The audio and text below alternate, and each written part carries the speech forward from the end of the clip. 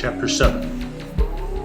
The first morning I awake in our new house at 1842 East Skyline Street, it takes a moment to remember where I am.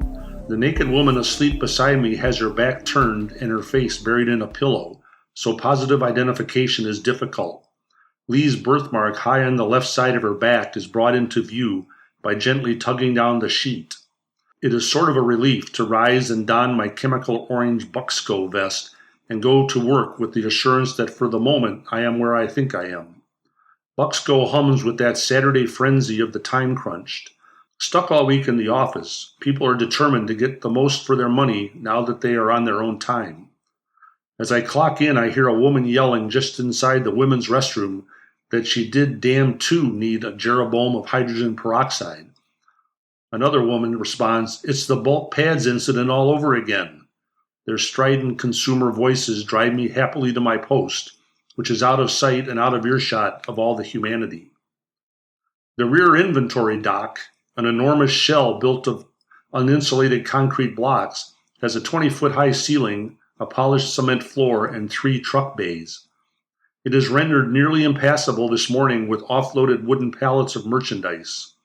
You have to walk sideways between the enormous buttes of stacked goods.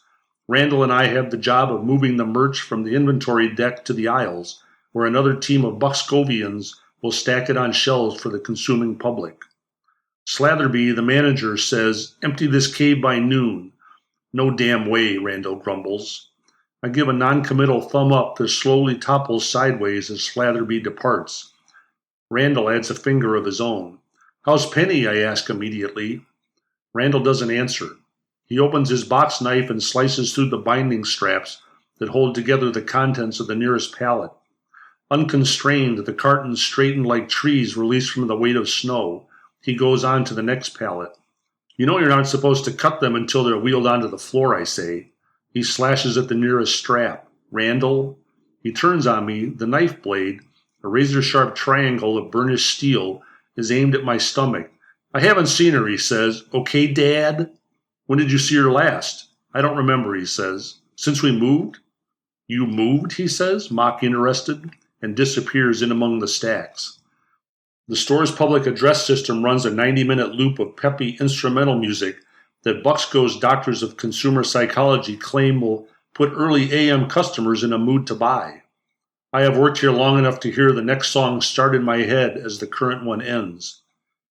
I wheel the forklift into position under the pallet nearest the doors. Randall returns. He has lit a cigarette.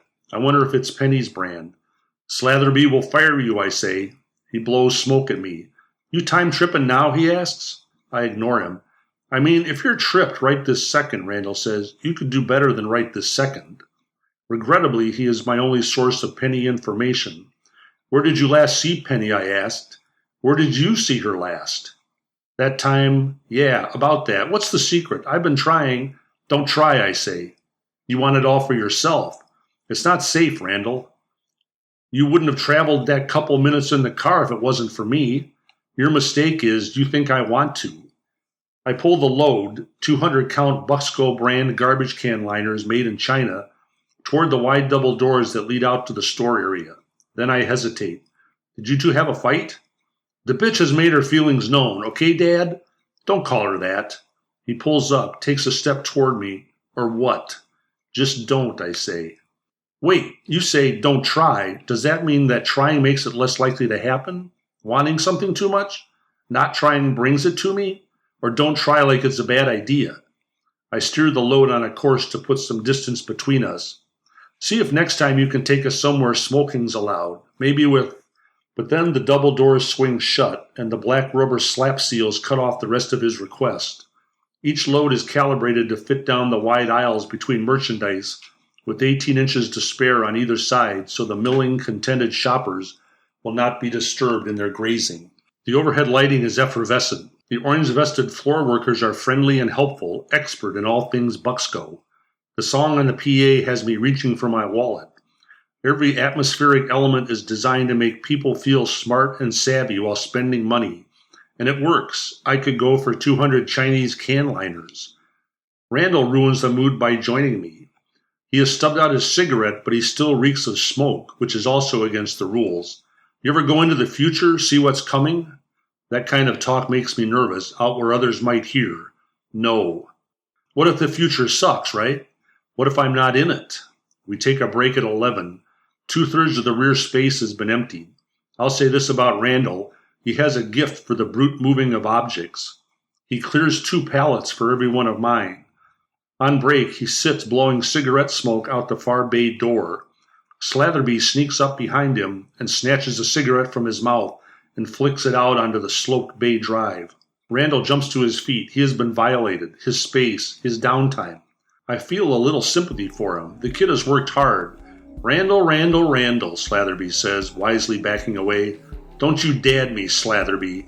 Randall jumps down and retrieves the cigarette. It's touch and go for a moment, but he gets the butt revived and glowing with cigarette health. And then he stands there with his eyes closed, finishing it in the sunlight. Can't you make him disappear? Slatherby asks me.